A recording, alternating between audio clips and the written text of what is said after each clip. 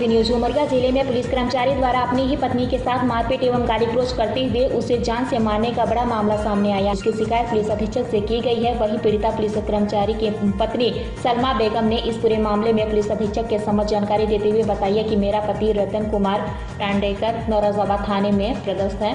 उसने मुझे प्रेम प्रसंग में फंसाकर मुझे कोर्ट मैरिज शादी की और शादी के कुछ दिनों बाद से ही वह मेरे साथ गाली गलौज करते हुए मारपीट करता रहा एवं उसने फिर मेरे साथ मारपीट किया और मुझे जान से मारने पर आमादा व मुझे बंद कमरे में रखता है एवं जिंदगी में ज़रूरत की हर चीज़ से वह मुझे वंचित रखता है।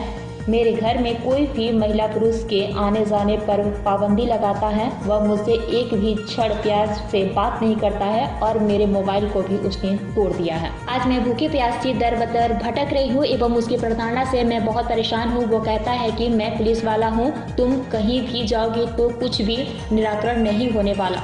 वही अपनी फरियाद लेकर मैं श्रीमान पुलिस अधीक्षक के समक्ष आई हूँ और अपने पति के द्वारा किए गए अपराध पर उसके विरुद्ध कार्रवाई करने की मांग करती हूँ। मुझे कानून से न्याय चाहिए। वही पीड़ित महिला अपनी फरियाद लेकर वन स्टॉप सेंटर कार्यालय की पहुंची, जहां संबंधित अधिकारियों ने कानूनी प्रक्रिया के तहत उनकी मदद करने की बात कही है। वही पुलिस अधीक्षक विकास कुमार सहवाल ने पीड़ित महिला की शिकायत को गंभीरता से लेते हुए जांच के बाद दोषी व्यक्ति पर कार्रवाई करने का भरोसा दिलाया है। गौरतलब है कि सरकार जहां महिलाओं की सुरक्षा की बात करती है, वही कानून के लोग ही महिलाओं पर अत्याचार करने लगे तो पीड़ितों को न्याय कैसे मिल सकेगा। तेज उमरिया से शंकर सिंह चंदेल की एक खास रिपोर्ट। रतन कुमार टांडेकर से इसमें शादी करी 2020 में। बालाघाट का वो रहने वाला है और इसके अलावा जब से करने के बाद से ही मेरे को प्रताड़ित करने लगा। सब कुछ करके देने के बाद भी बात में गाली गलौज मार पीट करना, गले में छुरा चाकू लगाना, काटने की धमकी देना। बालाघाट का हूँ मैं, काट डालूंगा, तेरे माँ बाप को काट डालूंगा, तेरे घर में जो छोटे छोटे बच्चे हैं मैं उनको काट डालूंगा, मैं सबको काट डालूंगा। तेरे खानदान ने जितना पैसा देखा नहीं होगा उससे ज़्यादा मैं देखा हूँ, उससे ज़्यादा मैं रोज़ खर्च कर देता हूँ। और कपड़े नहीं देना, कपड़े मांगो कि कपड़े फट गए हैं तो बोलता उनको सिल के पहन। और इतनी पूरी ठंडी निकल गई है और मेरे को एक स्वेटर नहीं ला के दिया है, जो उसके छोड़े हुए कतरे हुए चूहा के वो मुझे पहनाया है।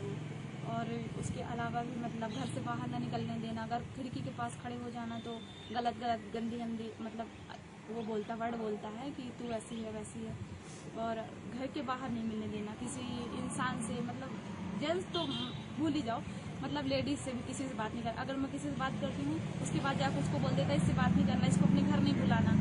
और सुबह से शाम तक पूरा काम करके दो, मरते रहो जीते रहो, कुछ भी करो, कभी कोई नहीं। मैं तकलीफ में रहूँ तो कभी ना कोई डॉक्टर को दिखाना, ना कुछ ला के देना, कोई वो नहीं है। 1 साल से उसको सैलरी मिल रही होगी, मुझे ये नहीं पता कि उसको सैलरी कितनी मिलती है। 1 रुपया देना नहीं है, उसको सैलरी कब मिलती कब खत्म होती है, मुझे कुछ मेरे से कोई मतलब ही नहीं। सिर्फ मैं इसलिए हूँ कि सिर्फ मैं खाना बनाऊँ, झाड़ू बर्तन पोछा करके दूँ, बस हो गया है। इसके अलावा और कुछ नहीं करता। और रोज रोज बात में गाली, माँ बाप को गाली, फ़ोन चेक करना, सारी चीज़ें करता है वो। मैं रहती हूँ और मेरे जान को खतरा है उसके साथ रहने में, क्योंकि कभी भी वो उठ के सोते सोते ही उसके मन में ऐसा क्या चलता है, क्या ख्याल आता है मुझे नहीं पता। उठ के वो सोते सोते मारने लगता है, छुरा चाकू लगाना।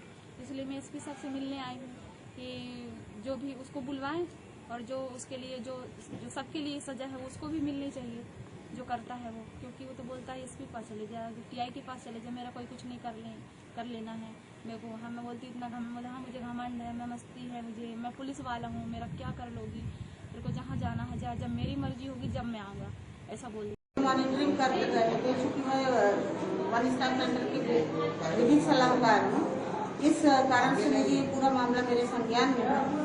तो जो पुलिसकर्मी है टांडेकर, उनके द्वारा जो है बाकायदा विवाह किया गया है, वो उनकी पत्नी है और उसके बावजूद जो है इस तरीके से यदि प्रताड़ना देते हैं तो बहुत ही निंदनीय है। चाहे उनके दिमाग में ये बात हो कि विभाग में है तो हमारे खिलाफ कुछ भी नहीं होगा, कानून सबके लिए बराबर और कानून का रक्षण भी और कानून का उल्लंघन करने लगे तो बहुत ही शर्म और क्षोभ का विषय है। तो मेरा तो ये सजेशन है उनको कि आप चैनल के माध्यम से कि आप ये बिल्कुल न सोचें कि आपके खिलाफ कुछ नहीं हो सकता। कानूनी कई प्रावधान के अंतर्गत आपके विरुद्ध कार्यवाही हो सकती है और सब सीधी बात है, आपने शादी की है तो उसका निर्वहन करिए। वो भी किसी की बच्ची है। और मेरा ये जो है माननीय एसपी साहब से और जो भी उच्च अधिकारी हैं उनसे जो मेरा कार्रवाई के निवेदन है कि उनको समझाइश देते हुए ये कहें कि कम से कम जो है अपनी पत्नी के साथ दुर्व्यवहार न करें और जो भी विधिक लीगल कार्यवाही है उसको करने की गतिशील करने की चेष्टा करें। धन्यवाद। जहाँ तक महिला के संरक्षण की बात है, उसके लिए तमाम प्रकार के कानून हैं और पुलिस भी उसकी संरक्षक है। एक और जहाँ ये शासन द्वारा, प्रशासन द्वारा, पुलिस द्वारा और कानून द्वारा ये कहा जा रहा है हिंदुस्तान की प्रत्येक महिला सुरक्षित है और उसे तमाम प्रकार का संरक्षण दिया जाएगा।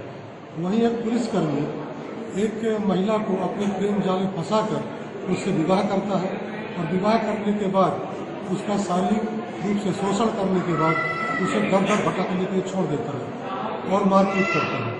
इस तरह की हरकत अगर एक पुलिस करेगी जो खुद रखवाला है, अगर भक्षक बन जाए तो फिर देश को कौन बचाएगा। इसके विरुद्ध पुलिस प्रशासन को और खासकर पुलिस कप्तान को चाहिए कि सख्त से सख्त कार्रवाई करें, चूँकि उनके अधीनस्थ कर्मचारी हैं और कॉन्स्टेबल हैं। तो यदि ऐसा नहीं किया जाता तो निश्चित तौर पर एक अराजकता फैलेगी और वह महिला आत्महत्या करने के लिए विवश होगी। सर आया है इसका केस, अभी ये पुलिस अधीक्षक महोदय उमरिया को दिए हैं और इसकी जानकारी मेरे यहाँ तक आया है। मैं कोशिश करूंगी कि महिला को पूरी सहयोग करूंगी, जैसा भी हुआ उसकी काउंसलिंग करूंगी, सहयोग करूंगी। हमारे पास पूर्व में भी आई थी। इसका पति का नाम रतन टांडेकर है, ये लड़की का नाम सलमा खान है और इसका हम पहले भी सहयोग किए हैं और कोशिश करूंगी कि अभी भी अच्छे सहयोग करूंगी। मामला प्रकाश में आया है कि उमरिया से लगे करीबन 10 किलोमीटर दूर पे क्रोजिन नाम की एक मुस्लिम महिला है।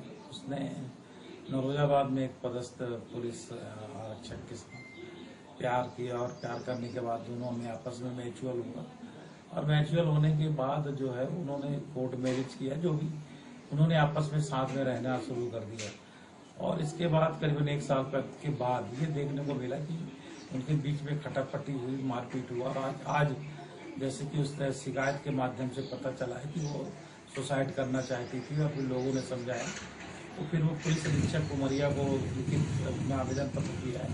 आवेदन पत्र में इन सब बातों का उल्लेख किया है और निश्चित रूप से ये बात यहाँ पे है, यदि एक लोक सेवा के एक कर्मचारी और एक पुलिस जो कानून को समझता है कि क्या सही कौन उचित है, वो किसी महिला के साथ दोस्ती करना, फिर दोस्ती करने के साथ उसे प्यार में बहकावे में लाना और उसके बाद उसका दैहिक शोषण करना कहीं न कहीं पूरी पृष्ठभूमि जो है अपराध की ओर इशारा करती है। इस मामले में भी देखा जाए तो जो आवेदन पत्र मेरे को देखने को मिला उसमें तो ये सब बातें नहीं लिखी है कि उसका दैहिक शोषण किया गया है, परंतु वो जो प्रत्यक्ष रूप से जो मामला सामने आता है कहीं न कहीं ये दैहिक शोषण का मामला है। उस पर कथित पुलिस वाले ने उससे प्यार किया, उसका शारीरिक शोषण किया और उसको मारपीट करके उसके अधिकारों से वंचित किया, उसे जातिगत गाली दी और तमाम दुनिया भर की बातें की जो कि नारियों के खिलाफ होता है। निश्चित रूप से ये अपराध की श्रेणी में है और पुलिस अधीक्षक उमरिया को उस महिला ने शिकायत की है। हम देखते हैं कि पुलिस अधीक्षक महोदय क्या कार्रवाई करते हैं, परंतु जो प्रथम दृष्टया मामला है ये प्रथम दृष्टया किसी भी लोक सेवक के द्वारा जो कोड ऑफ कंडक्ट है, कदाचार का उल्लंघन का मामला है, सेवा भर्ती नियमों का उल्लंघन का मामला है।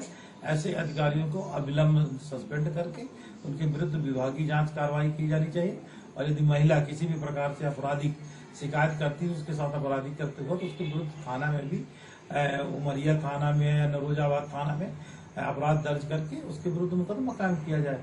परंतु देखने को ये मिला है कि लोग जो है प्यार मोहब्बत के नाम पे मीठी मीठी बातें करते हैं और फिर बाद में दैहिक शोषण करके और उसको छोड़ देते हैं।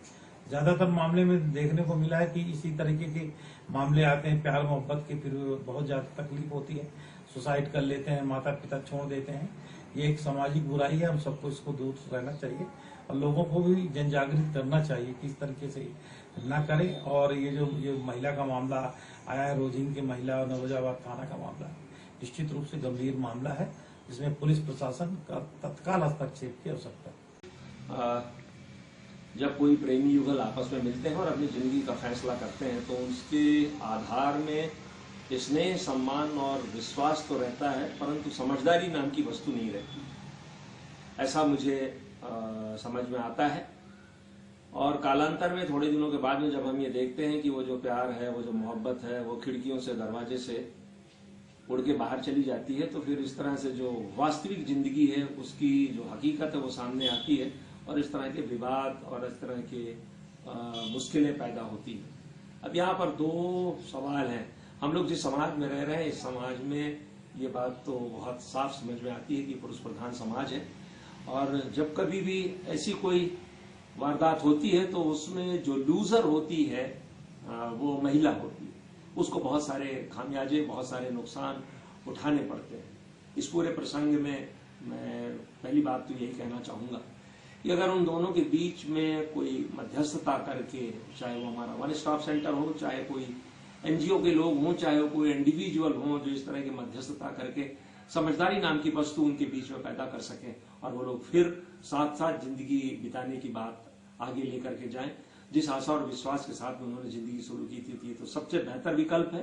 परंतु अगर मान लीजिए ऐसा संभव नहीं हो पाता है किन्हीं कारणों से, तो फिर वहां पर दूसरा एक बहुत बेहतरीन विकल्प ये है कि हम सम्मानजनक ढंग से उसी विश्वास और उसी भरोसे के साथ में हम लोग सेपरेट हो जाए। ऐसे युगलों को अलग कर देना एक अच्छा विकल्प है, ताकि दोनों लोग अपनी अपनी जिंदगियां बेहतरी से गुजार सकें। हाँ, ये जरूर है कि उसमें वो व्यक्ति या जिसको हम पीड़िता कहते हैं, उसके पास में अगर उसके भरण पोषण, आजीविका, इन तमाम चीजों का साधन नहीं है, तो वहां पर उसकी पूरी व्यवस्था करनी चाहिए, ताकि वो भी जो आपके ऊपर निर्भर होकर के आपके साथ निभाने का जिसने वादा किया था और वो सब कुछ छोड़ के आपके साथ आ गए थे, तो उसके सम्मानजनक जीवन जीने के लिए जो आर्थिक मदद है वो पूरी की पूरी मदद उसके लिए करना चाहिए।